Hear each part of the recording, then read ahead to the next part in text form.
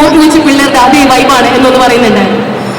അതെന്ത് പരിപാടി വെച്ചാൽ അങ്ങനെ പറഞ്ഞ ഫോർട്ട് കൊച്ചി പിള്ളേർ സോറി തൊണ്ട പോയി കിടക്കുന്ന മാപ്പാക്കണം. ഫോർട്ട് കൊച്ചി പിള്ളേർ പോയാണ് വെറുതെ വെറുതെ എന്തെങ്കിലുമൊക്കെ പറയുമ്പോൾ കേട്ട് വിശ്വസിക്കുവാൻ. അപ്പോ ഹലോ, വളരെ സന്തോഷം. നമസ്കാരം. ഓഗസ്റ്റ് 1-ാം തീയതി സുമതി ഇറങ്ങാണ്. എല്ലാവരും പോയി പടം തിയേറ്ററിൽ തന്നെ കാണാൻ മാക്സിമം ശ്രമിക്കണം.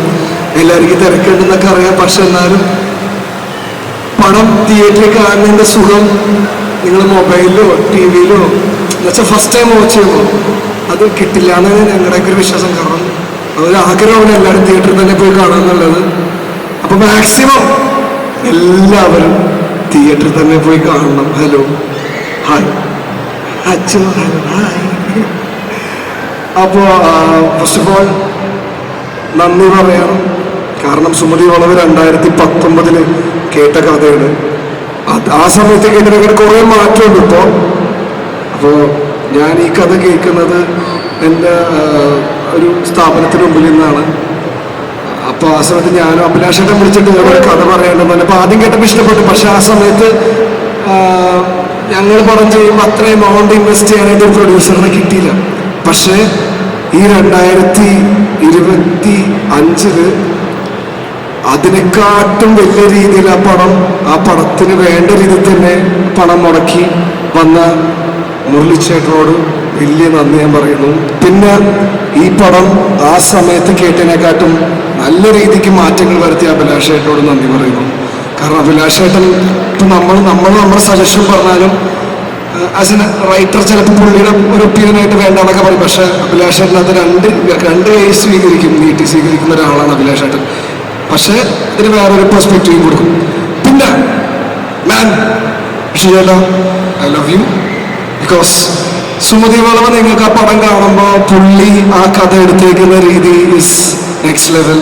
അപ്പോൾ എനിക്കത് ഭയങ്കര വർക്കായി. കാരണം കുറെ നാളെ 2000 എൻ്റെ അച്ഛനൊക്കെ അഭിനയിച്ച പടങ്ങൾ കണ്ടൊരു സുഖങ്ങളൊക്കെ ഉണ്ടായിരുന്നു. കാരണം ഭയങ്കര റിയലിസ്റ്റിക് അല്ല, പക്ഷെ എന്നാലും നമുക്ക് കണ്ടുരസിക്കാൻ പറ്റുന്ന ഒരു പരിപാടികളൊക്കെ ആയിരുന്നു.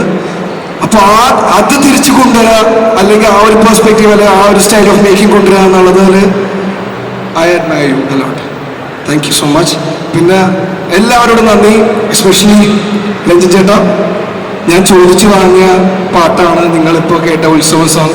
എനിക്ക് കുറേ നാളത്തെ ആഗ്രഹം ഡാൻസ് കളിക്കണം എന്നുള്ളത് ഞാൻ തീർത്തു. പിന്നെ ഒരു പാട്ട് ഇറങ്ങി, ശോകം വേണ്ട, ദാറ്റ്സ് മൈ ഫേവറേറ്റ് സോങ്. അപ്പോൾ പിന്നെ ബാലിച്ചേട്ടനോട് കുറേ പടമായി. സ്പെഷ്യൽ നന്ദിയൊന്നും പറയണ്ടല്ലോ അല്ലേ? പാടാം. ഓക്കെ. റാഫി, ശിവ, ഗോകുൽ അടിപൊളിയായിരുന്നു. ഓക്കെ. പിന്നെ ഈച്ച് ആൻഡ് എവരി വൺ എല്ലാവരോടും, ആളവിക, ഗോപിക, ജൂഹി, ജസ്ന, ഇവിടെ ഒരുമിച്ച് സ്ക്രീൻ സ്പേസ് ഷെയർ ചെയ്തിട്ടില്ല. ഇവിടെ ഇരിക്കുന്ന എല്ലാവരോടും, അശ്വ ചേച്ചി യൂട്യൂബ്, അഭിലാഷേട്ടൻ്റെ ഭാര്യയാണ്, എൻ്റെ ചേച്ചിയായിട്ട് അഭിനയിച്ചാണ്. ബോബി ചേട്ടാ, ഈ ചങ്ങായി ഇല്ലായിരുന്നെങ്കിൽ ആ ലൊക്കേഷൻ സൈലന്റ് ആയിരുന്നു. ഇപ്പൊ ഞങ്ങളുടെ ഫ്രണ്ടിലിരുന്ന് ഇത്ര അലമ്പില്ലേ, ഇതേ മൂഡ് തന്നെയായിരുന്നു അവിടെ. പിന്നെ ഈ ഒരു ടൈമിൽ ഞാൻ എൻ്റെ കൂടെ കുറേ നാളായിട്ടുള്ള രണ്ടുപേരും കൂടി ഇൻവൈറ്റ് ചെയ്യണം. റാഫി ആൻഡ് ശിവ. കാരണം ഇവര് പൊളിയാണ്. Rafi DQ and Shiva, hi. ഇവർ രണ്ടുപേരും വൻ പൊളി പടത്തിൽ ചെയ്തിട്ടുണ്ട്. റാഫിയുടെ വേറൊരു പടം ചെയ്തിട്ടുണ്ട് ഞങ്ങൾ, അത് പിന്നെ പറയാം. അപ്പോൾ ഈ പടത്തിനെ പറ്റി നിങ്ങൾക്ക് എന്താണ് അഭിപ്രായം എന്ന് പറയാം. ഇവിടെ ഇങ്ങനെ എല്ലാവരോടും ബിഗ് താങ്ക്സ്. ഓഗസ്റ്റ് 1-ാം തീയതി പ്ലീസ് ഞങ്ങളുടെ എല്ലാവരും റിക്വസ്റ്റാണ് തിയേറ്ററിൽ പോയി പടം വാച്ച് ചെയ്യുക. കാരണം അതൊരു എക്സ്പീരിയൻസ് ആയിരിക്കും എന്നുള്ളൊരു ആഗ്രഹം കൊണ്ടാണ്. തലയാട്ടിക്കോ കണ്ടിട്ട് നീ എന്നെ മെസ്സേജ് അയക്കണോട്ടോ, കാര്യം ഞാൻ പറഞ്ഞു. ഓക്കെ, റാഫി എന്താ പറയുക? ഒരുപാട് സന്തോഷമുണ്ട്. സത്യം പറഞ്ഞാൽ ഇങ്ങനൊരു വലിയ സ്റ്റേജിൽ ഇങ്ങനെ വന്ന് നിൽക്കാൻ പറ്റിയതിൽ ഒരുപാട് സന്തോഷമുണ്ട്. പിന്നെ ചില കാര്യങ്ങൾ അങ്ങനെയാണ്, ചെറിയ ലക്ഷ്യങ്ങൾ തട്ടി വീണാലും വലിയ ലക്ഷ്യം നമ്മൾ കൂടെ തന്നെ ഉണ്ടാവും. വീട്ടിൽ ഓടുന്നവർക്ക് വേണ്ടി. അപ്പോൾ ഞാനങ്ങനെ ഓടി. എൻ്റെ കൂടെ നിന്ന് എൻ്റെ ഉമ്മ, വാപ്പ, അർജുൻ.